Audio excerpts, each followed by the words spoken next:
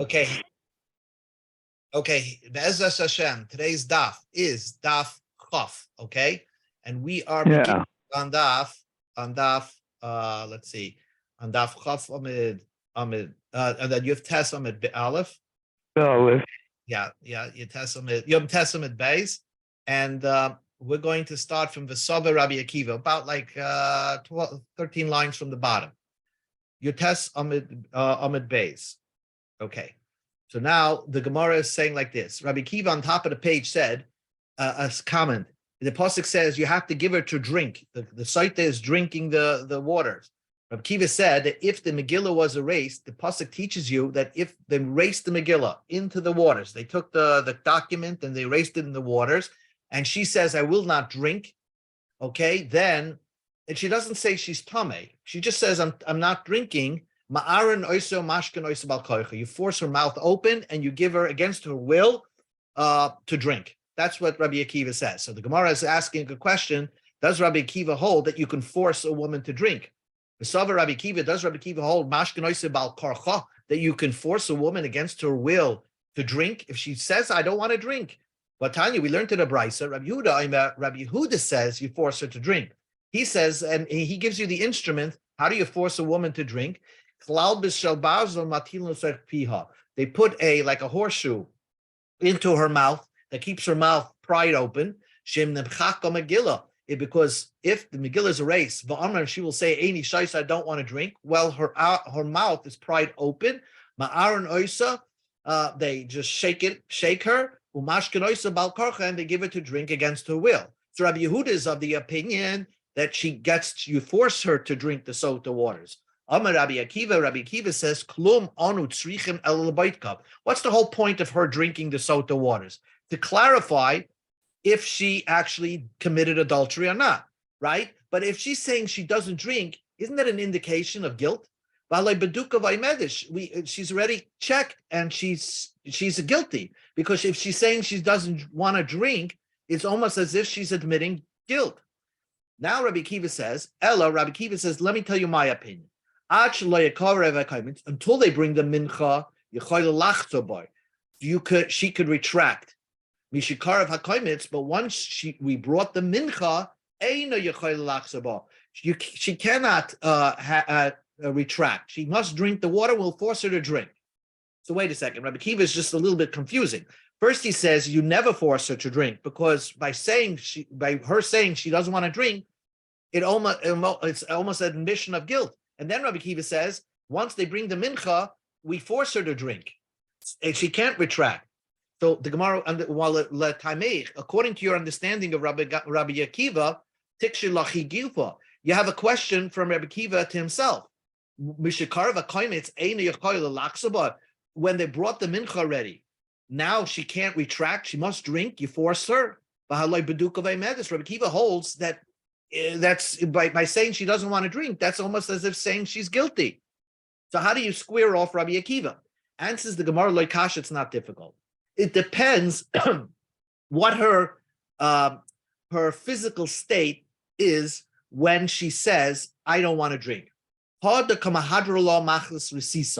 If you see her and she is regretting because she's in fear, then we assume that really she might be innocent. But why is she saying I don't want to drink? Because she's not sure if this thing is going to work.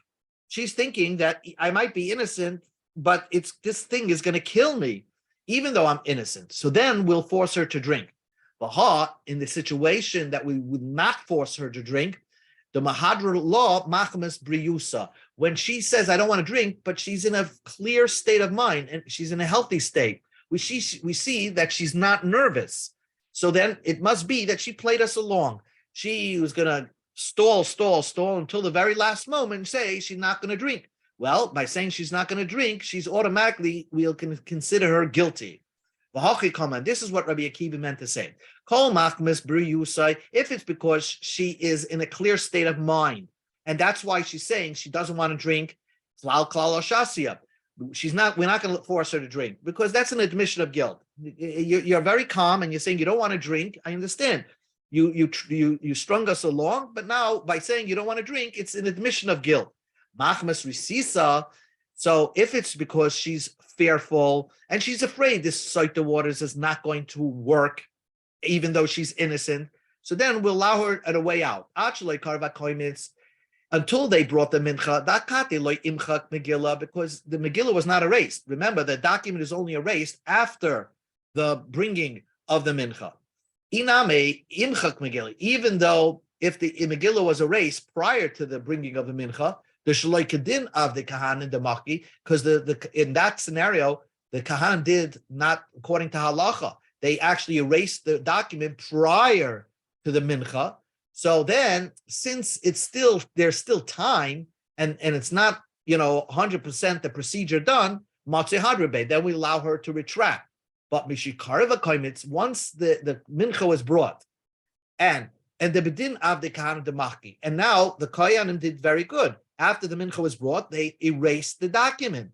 So now, when she's saying she doesn't want to drink, it's out of fear, not out of admission of guilt. It's out of fear that maybe this thing is going to kill her, even though she's innocent. Then, we don't let her retract, and we force it down her throat. And that's how you square off Rabbi Akiva. But what is the cutoff point over here? Bringing the mincha, that's the cutoff point. So the Gemara asks a question. Kashi de Rabbi Akiva. We'll go to Daf Chaf Amud Aleph. There's a stira between Rabbi Akiva and Rabbi Akiva. There's a cutoff point in this brisa that disagrees with the previous brisa. Hasam over there, Mechika Ma'akva. By the first brisa on Daf Yutesam and Beis, Tanar Rabban V'Hishka, Rabbi Akiva says, Megillah. Once the Megillah is erased and she says she doesn't want to drink, we force it down her throat. Fine, that's the cutoff point of the erasing of the Megillah. But over here in this price, it seems to say, just bringing the mincha, even though you did not yet erase the Megillah, erase the document, still, once you bring the mincha, she cannot retract. So what is the cutoff point where we will not allow her to retract according to Rabbi Akiva? So it seems that Rabbi Akiva seems to have two different opinions. So the Gemara says, Trei Tanoia, I'll leave it to Rabbi Akiva. There's two Tanoim, and it's a machlekes what Rabbi Akiva said. Either the cutoff point is the erasing of the Megillah, or the cutoff point is the bringing of the mincha. Now the Gemara asks a question, let us say, Amra Eina Shaisa Machmis Briyusa. We see she says, I don't want to drink, but we see she's not shaking. She's actually very calm. So by her saying, I'm not shaking, even though it's already set up, we will not force her to drink, even if it's all the procedures done, because we look at her face, she looks very calm, she says, I'm not drinking, that's an admission of guilt. So when she says that, we right away assume that she's guilty. Then then she retracted, shoisani, I want to drink. Maho, what's the din? What's the question? Kevin the Amra Eina Shoisa, when she calmly said she doesn't want to drink, that's an indication to me'ani. She's saying, I'm tame, she's guilty. To Amra. The Kevin the Achzik Nafsha Betuma, once she made herself guilty by calmly saying, I'm not drinking, then we don't allow her to retract. Because admission of guilt is tame, we don't allow her to drink the Saita waters. Now, I want to point out, we're not allowing this woman to drink Saita water. What's wrong? Take a drink. Because once people see she's drinking these special waters and it doesn't work, and people know she's a guilty person, they'll make fun of the waters. We're only going to give the water to drink only if we're really in a doubt, and we need the Saita waters to clarify to us, is she an adulterer or not? And anytime that we think it might not work, we won't give her to drink, because people will poke fun at the Torah if it doesn't work. So therefore, if she said, I'm not going to drink, that's an indication of guilt, and therefore we don't allow her to change her mind. Or maybe in this case, we will allow her to change her mind. Even the Amr Shaisani, since she says, I want to drink, right? So she changed her mind. So Galia Adata the Machmas Biuse Hu the Amra. Then it turned in retroactively, we can assume that when she said she wasn't going to drink, it's because she was scared. Some people, what the Gemara is trying to say is some people are scared, but they have they're calm, in a lie detector test, whatever, their pulse is not moving so quickly. So maybe this woman looked like she wasn't scared, and she said, I'm not going to drink. So, but that's not an admission of guilt, because when she says, I do want to drink, it turns out we understand now she clarified for us that the reason why she said she didn't want to drink is because she was afraid. And in the case of being afraid, really she's innocent. She's just afraid that the waters are not going to work. Maybe we'll force her. Heku, the Gemara remains this question unresolved. Now the Gemara says one more point, an ingredient that you did not know existed that was put into the water. And I mentioned this in the Psukim, that so far, what's the ingredients of the water? The water from the kiyar, they put dirt and erase the ink into the waters. But Amar Avu de Shmuel, the father of Shmuel, said, they put something bitter into the waters. It's something, like something to make it taste bitter. My tama, what's the reason? The Amakra, because the pasuk says, Mei Hamarim. These are bitter waters. Now, what's making the waters bitter? Ink is not making the water bitter, and dirt is not making the waters bitter. So if the Torah calls it bitter waters, it must be that we put an ingredient, a little bit of ingredient, to make it taste a little bitter. Shemarim kvar, that is already bitter. It could be that because it's a bitter water, one of the questions that people ask is if a woman who drinks sotah waters, will she make a shahakol? In case she really convinced that she's innocent, maybe she should make a shahakol because, it's like any drink. Or because it's bitter already, so it's bitter waters, it's not shahakol material. Anyway, new Mishnah. Prior to the Megillah was erased, if she says, I don't want to drink, so then the procedure's over. The case is closed. I guess she'll get a get and leave the husband because we'll never know if she was an adulterer. So what do you do with the Megillah, the document that was written? So nignezes, it's put in shemus. Basically, they put it in on the side of the heichel, a place in a nice private place. Uminchasa, the mincha that she was supposed to bring, since it's kadosh mispasperes al deshen, it goes to the place where they had where they burnt the psule kache hakadoshim, as far psule emerim. So there was a special place where they spread out the ashes, and they left it there. The ein megillasa keshera, you can't reuse that Megillah lahashkes bos soita acheres to use another soita. Let's say in an hour another soita walks in. You can't say, oh well, we just wrote this one for this lady and she backed out. We'll use it for you. No, you have to rewrite a Megillah for each woman. We're going to learn in the Gemara. Not everybody agrees to that. Nimchak al Megillah, if the Megillah was erased, and she says, Tmeani, I'm guilty. Hamayim nishpachim. Then you spill out the waters. U'minschasim spazeres al beis hadeshen. And then you spread the mincha on the place of where you put the psuli hamikdashim, things that you're not going to bring on the mizbeach. Again, the mincha becomes useless.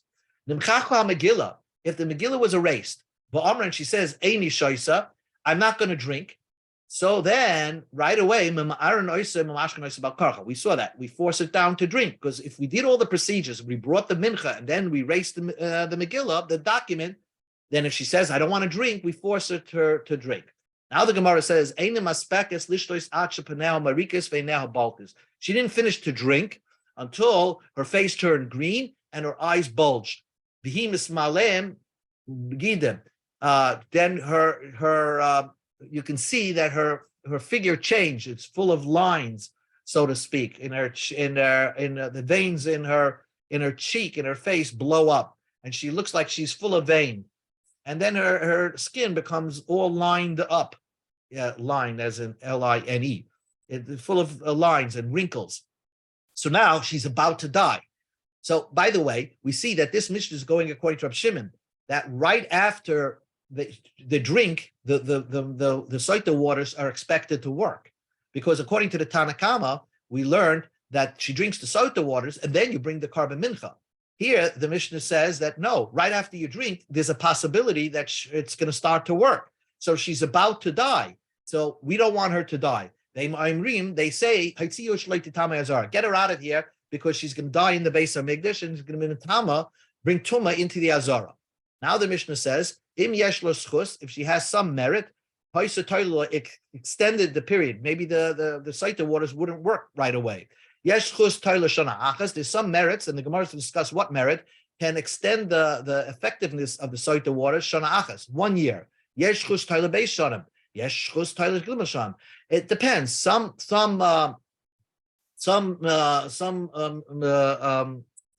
merits will extend the potency of the Sotah waters for 3 years out. If she had some merit that protects her. Mekan Omer Rab Ben Azai. Ben Azai said that Chayev Adam Lamed Es Bitoy Torah. A person has to teach his daughter Torah. That if he teaches her Torah, he will know that if a Sotah water doesn't work, you'll know that there's a concept that a woman who has a merit, that's why the Sotah waters didn't work, but it will work eventually. And therefore, women who know that this woman is guilty and see that the Sotah waters don't work, if they never learned Torah, they'll assume that the whole Torah is a joke, and this whole Sotah business is a joke. So they have to learn Torah enough that there's a concept of merits that can protect a woman, that the Sotah waters are not going to work right away. Okay, so even if they see a Sotah drinking the water and nothing happens to her, they'll know that, wait, give it time, it will work. Maybe she had a merit. Now the Gemara says, Rab Laza, so you would think you have to teach, according to Ben Azai, all a Torah, right? But Ben Azai, you would think, and it's interesting that Ben Azai himself wasn't married and says you have to teach your daughter Torah. But anyway, Rab Laza says don't misinterpret that you have to teach your daughter Torah, like, teach her Gemara. Because Kol HaMalamed Bita Torah, if you're teaching your daughter Torah, learn the tiflis. It's as if you're teaching her how to do zanus. In other words, because promiscuity.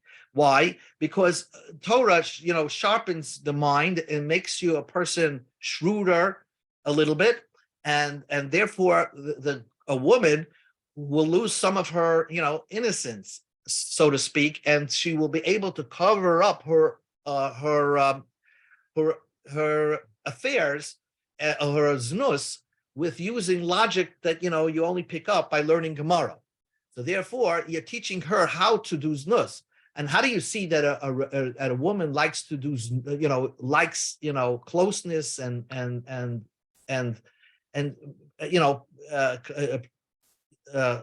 she wants tiflis, closeness, marriage and having the ability to sleep with somebody. Because the Gemara Abshua says there's a concept, roitzi isha bekava tiflis. A woman would rather be married to somebody who doesn't make such a good parnasa, but he's always with her. Mites kavan, to marry somebody who's super rich and give her tes kavan, who preaches, but he's never around. So we see the woman like the closeness, the social interaction with a man. So therefore, if you're going to teach your daughter Torah, she's going to use that skill to be able to cover up on her marital affairs. Rabbi Yeshua used to say, Chosid Shoita, the following people are insincere, devout people. You think that they are very religious, right? But they're really trying to fool people. You have a Chosid who's a Shoita. We're going to discuss who these people are. The Rosh, Chosid who's a fool, a Rasha who's Aram, who's shrewd, Isha Prusha, a woman who's abstinent. You think she's abstinent. Umakis Prushim, people who hit themselves and put extra punishment on themselves to prove to everybody they are a really holy person.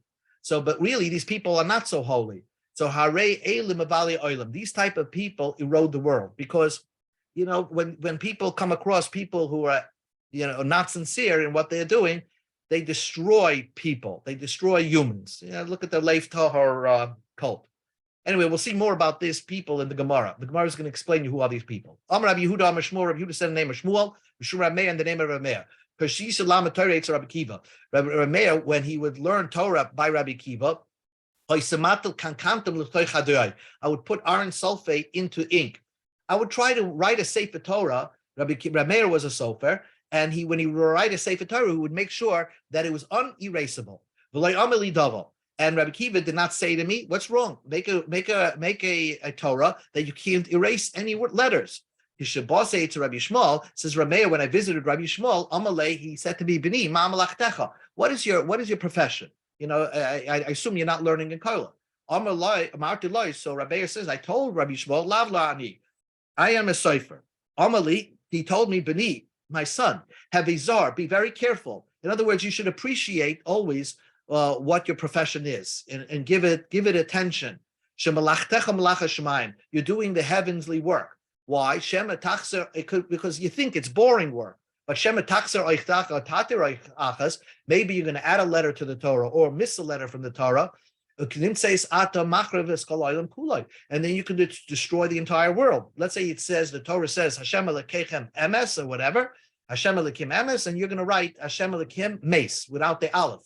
So you could destroy the whole world. God is dead, so to speak, chas v'shalom. So if you sometimes missing a letter or adding a letter, it can destroy the Torah, and people will learn that Torah, and they'll come up to wrong conclusions. Amarti Lai, so Rabbi Meir wanted to say, I'm so careful that not to write a Torah correctly, but I make sure that it's unerasable after I write it. I put a little ingredient in my ink, the kankantim shmoy, and it's called sulfur. He asked me, can you put this sulfite into ink to make it unerasable? The Torah says when you write sota, you have to be able to write it so that it erases. Rabbi Yishmael seems to imply that you don't have to write a whole new document for a sota. Just cut a Sefer Torah, that the part that you wrote, the sota parshas Nasai, in the Torah, cut it out and use that for the sota. You don't have to write it lishma for her. So therefore, if that's the case, you could use the Torah words to erase as the sota document. So it has to be erasable. You can't put kankantam into your ink. What was the conversation between Rameir and Rabbi Yishmael? Hachi kamalei. This is what Rameir said. Not only am I careful not to miss a letter or add a letter, the Bakiana, Rameir says, I'm a perfect expert scribe. I'm even concerned that maybe a fly will land on the Torah, and the Torah says Hashem Elokeinu Hashem Echad. And instead, the fly is going to erase the Dalit and turn it into a Reish. The Dilma Asav Yosef Atagad Dalit Ubachagleim Mashvalei Reish Chash v'Shalom. He's going to turn the Echad into Acher, into some, and that really destroys the Torah. So I told Rabbi Yishmael, I have something. And it's called kankantim, which even a fly that land and try to erase the Torah I write the Torah to make it unerasable. So now the Gemara asks a question. Aini, is this story correct that Rabbi Yishmael was against this whole thing of being able to make a Torah unerasable? Well, Tanya, we learned in the Brisa, Amar Rabbi Meir said, when I was learning Torah by Rabbi Yishmael, I would put this salt kankantim into the ink to make it unerasable, and Rabbi Yishmael had no problem with it. He had no problem with it. Rabbi Akiva, but when I came to Rabbi Akiva, Asrulai, he said, what are you putting kankantim into the ink? That's asr. So first of all, we have a difficulty in understanding Rabbi Meir himself. Kashya Shimish Ashimish. Who did Rameir serve first? Did he go to Rabbi Akiva or did he go to Rabbi Yishmael? The second brisa says he first went to Rabbi Yishmael. That was his Rebbe number one. And then he went to Rabbi Akiva as Rebbe number two. The first brisa we just learned before said that he first learned by Rabbi Akiva and then he went to Rabbi Yishmael. What is it? And then secondly, Kasha Asra. Who prohibited putting kankantim into the ink? First brisa says Rabbi Yishmael prohibited it, and the second brisa says Rabbi Akiva prohibited it. So the Gemara says, Bishlam Hashimish Hashim like Kasha. Who did Rabbi Meir learn by? It's not difficult to say Rabbi Meir's yeshivas. First of all, Mi'ikara, Rabbi Meir, when he was a young man, Asla Kami to Rabbi Akiva. He first went to Rabbi Akiva to learn. He wanted to go into the most highest lumdish shir, but it's not easy to jump into lumdis and learning, so esoteric. Even though he couldn't understand Rabbi Akiva, he had to go to another Rebbe. Rabbi Shmuel, the Gama Gemara. Then he went to Rabbi Shmuel to learn all, like the breadth of the Torah, the width of the Torah, all the topics of the Torah. Then you get the Bekiyas, then you can go back to understand Hada Asa Akiva, Savasvar. Then he went back to Rabbi Akiva to now understand Rabbi Akiva. So he learned twice by Rabbi Akiva. First, it didn't work out. Then he went to Rabbi Shmuel. Then he went back to Rabbi Akiva is who gave a very in-depth shiur.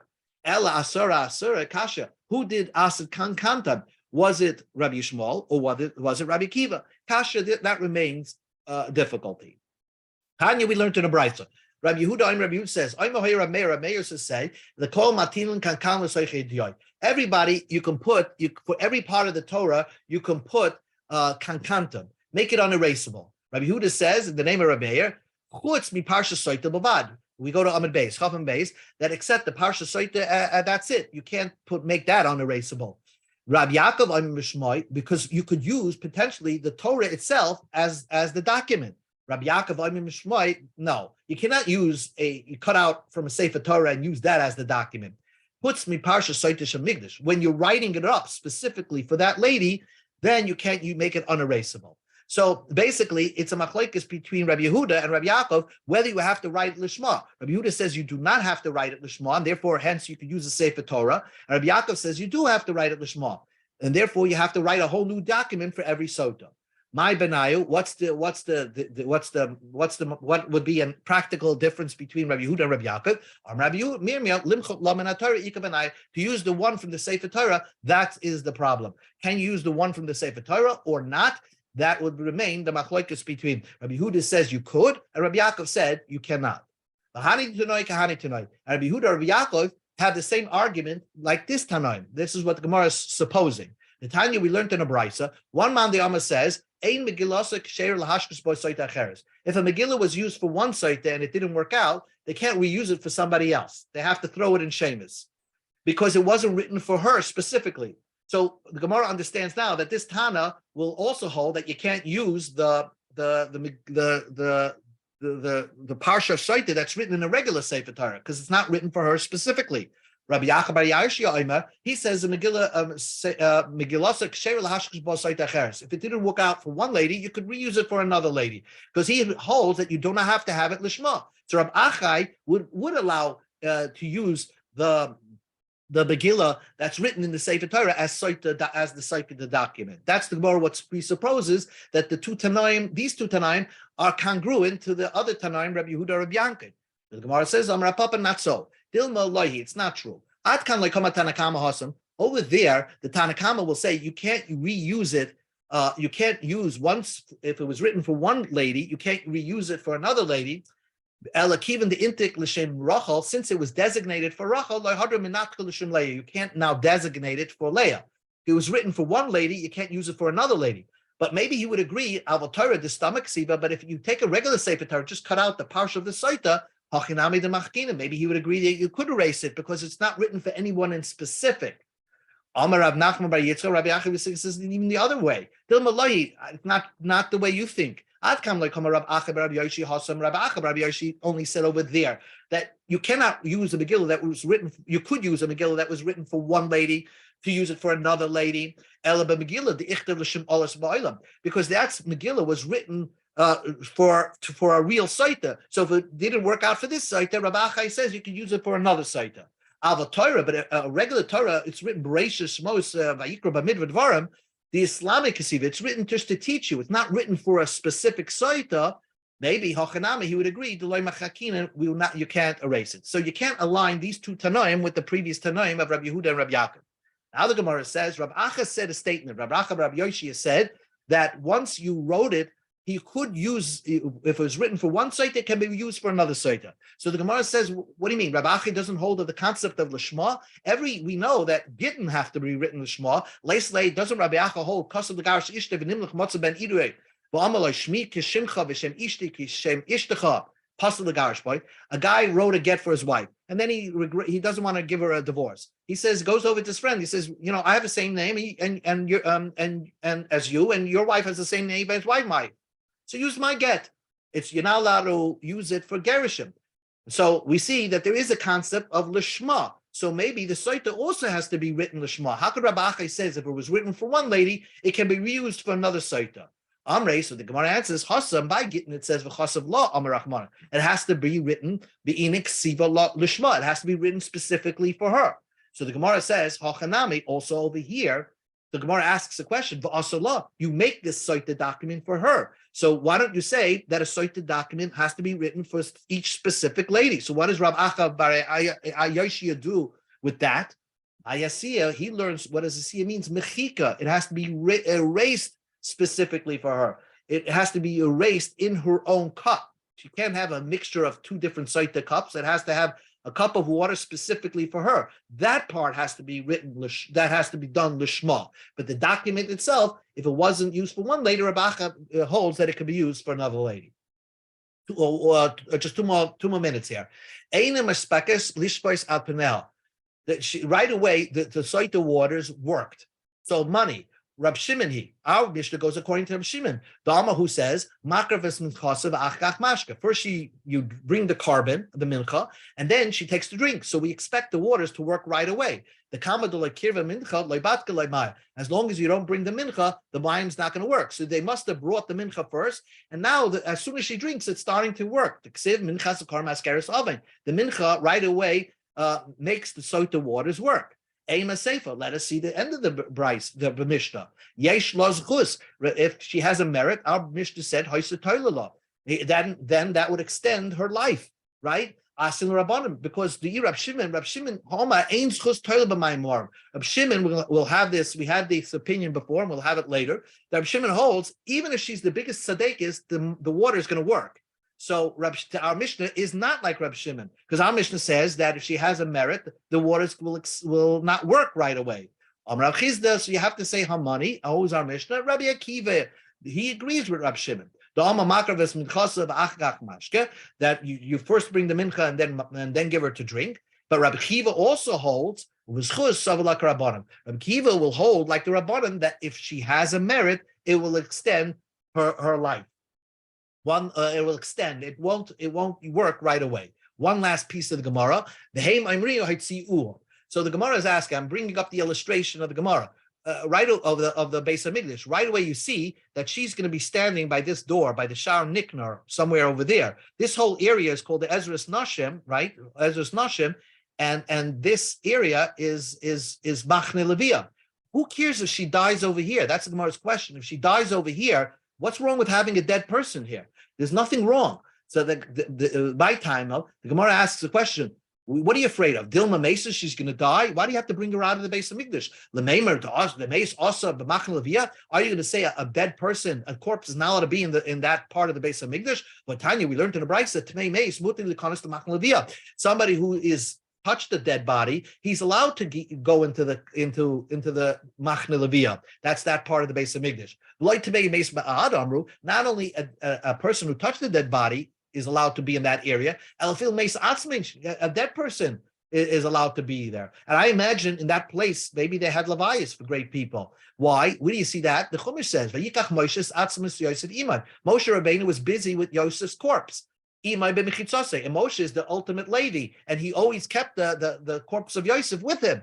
So therefore, we see a dead person could be in the part of the Beis Hamikdash called Machne Leviyah. So what do you care? Why do we tell be careful, get her out of here before she drops dead over there in that part of the Beis Hamikdash? Answers the Gemara, fascinating thing. Omar Abaye, we're not afraid that she's going to die. Shema Tifras Nida, maybe she's going to have a menstrual period at that time. So wait a second. Well, how is she going to have a menstrual period? She's scared of death. Remember, to be usa, if you're frightened of something, merapya, doesn't make a woman weak that she's going to have a menstrual period, and you do see that. Yes, the queen Esther Hamalka became very frightened. Rav says Shapir Sanida. In the Megillah Esther says that she became very frightened. Rav explained she became a nida. She had her period. So the Gemara asked one last question. But didn't we learn that charada mesalekes daben? If a person is in a state of fear, then they can't have a period. It just prevents the period from coming. So what is it? Answers the Gemara, very simple. Pachta, if you're in a constant state of fear, tzomis, then it prevents you from having the period. It holds it back. Biyasusa, if it's a sudden shock, like by Esther, or like the Sotah, merapia, it causes the menstrual period to come right now. It's like, person relieving himself in a state of shocked fear. So therefore, that's what we're afraid of. She's going to have a menstrual period. That's why before that happens, we take her out of that part of the base of Migdash, because a nida is not allowed to be into this area, the Bachne Leviyah. Okay. So then is Daf. Yeah. Okay. Shkoyach. Okay. Good Nacht, everybody.